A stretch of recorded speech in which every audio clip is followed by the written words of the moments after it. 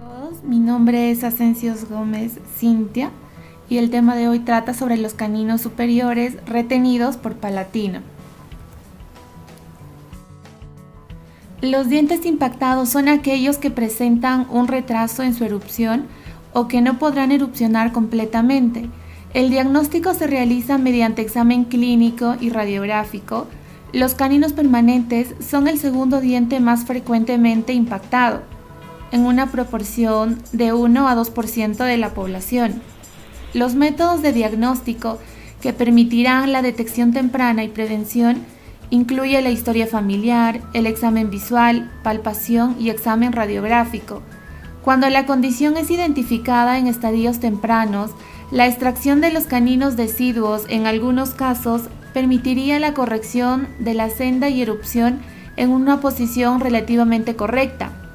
Este tratamiento interceptivo podría reducir complicaciones asociadas con la impactación palatina de los caninos, como la reabsorción radicular de incisivos laterales y la necesidad de una intervención quirúrgica y ortodóntica. El 85% de las impactaciones de caninos superiores son palatinas, el 15% son vestibulares. Falta de espacio y de desarrollo vertical están asociados con impactaciones vestibulares. La densidad ósea palatina, la presencia de una mucosa más gruesa, así como una posición más horizontal, hace que las cúspides caninas desplazadas hacia palatino raramente erupcionen sin la necesidad de un tratamiento ortodóntico complejo. Las impactaciones palatinas de caninos superiores ocurren 2 veces más en pacientes del sexo femenino que masculino, tienen una alta incidencia familiar y son 5 veces más comunes en pacientes de raza blanca que en aquellos de ascendencia asiática. Los caninos juegan un rol importante en una buena estética facial y de la sonrisa, ya que están posicionados en los ángulos del arco dental, formando la eminencia canina y hacen de soporte al ala de la nariz y el labio superior. Funcionalmente contribuyen a la desarticulación de los movimientos laterales. La mayoría de los caninos impactados son asintomáticos y comúnmente diagnosticados en examen de rutina dental u ortodóntico. El mayor riesgo yace en la reabsorción radicular de dientes adyacentes, donde la reabsorción severa involucra la pulpa, siendo demostrado que ocurre en pacientes desde los 9 años hasta los 23. Metodología del tratamiento ortodóntico. Depende de varios factores, como la localización del diente impactado en el arco con respecto a los dientes adyacentes, la distancia al plano oclusal, el apiñamiento de la corona, la angulación que adopta el canino, la posibilidad de anquilosis, reabsorción radicular o dilaceración. Generalmente los caninos impactados o anquilosados horizontalmente son los más difíciles de tratar y tienen el peor pronóstico. En algunos casos, la extracción es lo indicado. Los caninos impactados palatinamente suelen estar acompañados de otras anomalías de tamaño, forma, número y estructura. Bassetti estudió la conexión genética de estos. La investigación apunta a que el 33% de los pacientes con caninos con impactación palatina presentan agenesias. Esta frecuencia es 4 a 9 veces mayor a la de la población general. La literatura científica también muestra que hasta un 47,70% de estos pacientes presentan incisivos laterales pequeños, conoides o ausentes. Opciones para evaluar radiográficamente la impactación palatina de caninos. Encontramos a las radiografías oclusales, que permiten la ubicación antero-posterior. Se utilizan 2 métodos, el de Simpson, que consiste en un haz de rayos perpendicular a la placa y paralelo al eje de los incisivos, y el de Bellot, en que el haz de rayos no es perpendicular. El primero es más exacto. En el maxilar se prefiere la técnica del paralelismo. Las radiografías oclusales son más exactas en diagnosticar la posición del canino en relación a la línea media. Radiografía lateral del cráneo Son útiles en la determinación de la posición antero-posterior, así como su inclinación y localización en el alvéolo. Tomografía computarizada. Nos sirve para observar la trayectoria tridimensional del canino impactado.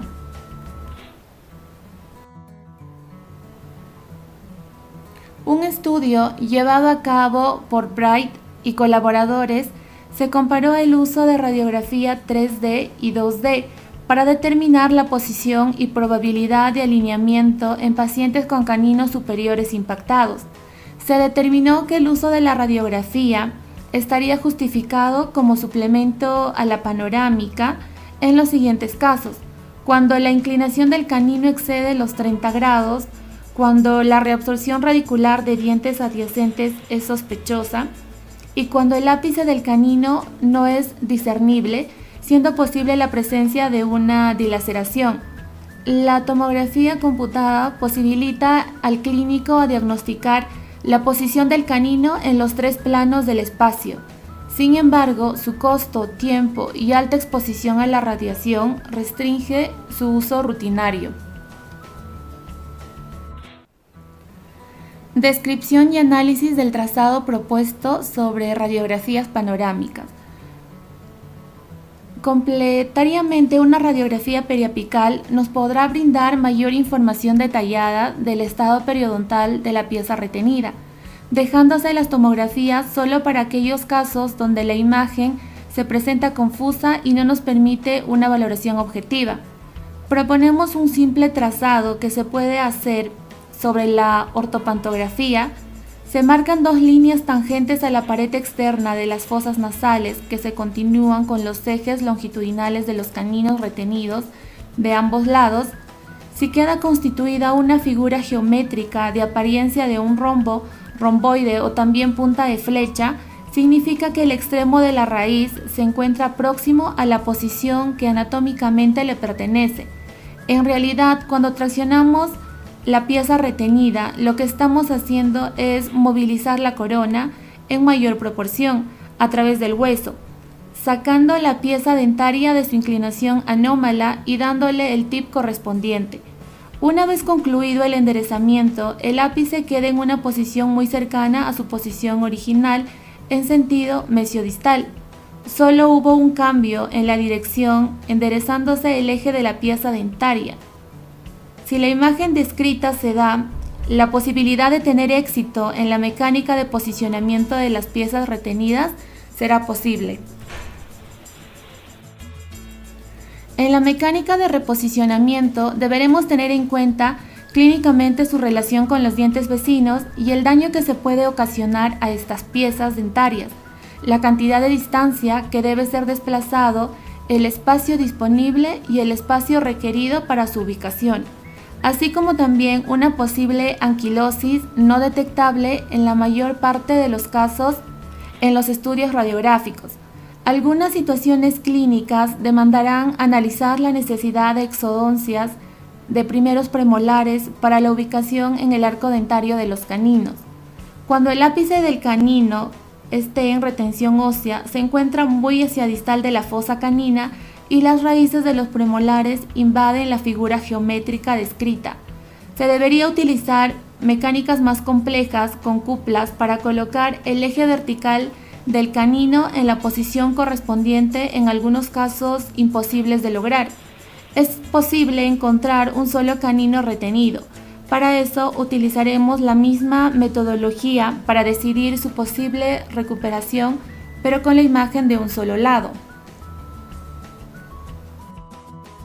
Cuando el ápice del canino retenido se encuentra muy por distal de la posición descrita y con proyección de las raíces de las premolares sobre las figuras geométricas mencionadas, la posible ubicación en el arco dentario será casi imposible. Realizar la traslación del ápice del canino en sentido mesiodistal. En la imagen A se observa el canino superior izquierdo con retención ósea palatina. En la imagen B se observa un caso favorable, ya que los ápices de la pieza 1.3 y 2.3 están en una posición algo distal de las paredes externas de las fosas nasales. Al no estar las raíces de los premolares dentro del esquema propuesto, es posible la ubicación con éxito de los caninos en los arcos dentarios. Posibles variantes con relación al trazado lineal. La posibilidad de mejorar su ubicación hacia mesial lo da su trayectoria de descenso hacia su ubicación en el arco dentario, que permite ir modificando el eje del canino en sentido mesial. Se debe evaluar en el estudio la posición de las raíces de los premolares que ingresan dentro de la figura geométrica creada en el trazo. De lo contrario, la proyección de las raíces de los premolares por fuera de la figura romboidal nos está indicando la posibilidad de no tener el obstáculo de las mismas en el movimiento del canino retenido hacia su ubicación en el arco dentario. Conclusiones. Es de utilidad el uso del trazado lineal de la figura geométrica romboidal sobre una radiografía panorámica como ayuda en la toma de decisiones para la ubicación de caninos retenidos por palatino después de valorar clínicamente su factibilidad. El estado de salud de la pieza retenida y las piezas vecinas es necesario valorarlo en una radiografía periapical. La posición del canino en el maxilar puede ser determinada con sencillez y bajo costo utilizando una radiografía panorámica. La posibilidad de ubicarlo correctamente dependerá de una serie de factores, entre ellos la relación del ápice del canino con respecto a la pared externa de fosas nasales y el espacio que ocupará en su posición definitiva en el arco dentario. La traslación de grandes distancias en sentido mesiodistal del ápice es complejo, debiendo usarse mecánicas que empleen cuplas. Cuando se observa que las raíces de los premolares se interponen, invadiendo la estructura geométrica romboidal que proponemos realizar en el trazado sobre la radiografía panorámica, puede significar que existe peligro de dañarlas. No se descarta el uso de la metodología descrita, donde el costo-beneficio es alto debido a su fácil implementación, bajo costo y menores radiaciones emitidas. Se obtuvo alta correspondencia con el uso del trazado de la figura geométrica romboidal diseñada sobre la radiografía panorámica para la recuperación de caninos retenidos por palatino. Gracias.